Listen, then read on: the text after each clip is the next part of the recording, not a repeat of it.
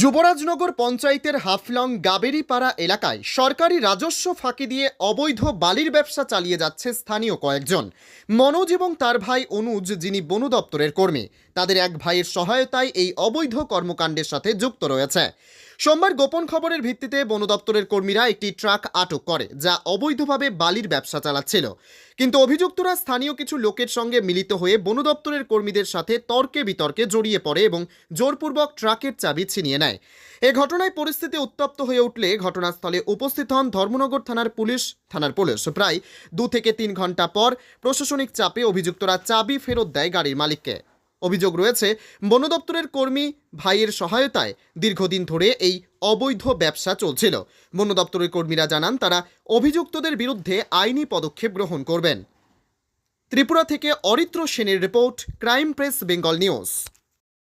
আমরা গোপন ভিত্তিতে খবর পাইছি এখানে অবৈধভাবে গাড়ি লুট হয়, প্রতিদিন এরকম লুট হইতেছে। তে আমরা যে গোপন ভিত্তিতে খবর পাইছি এটার ভিত্তিতে আমরা আইয়া স্পটে গাড়ি পাইছি।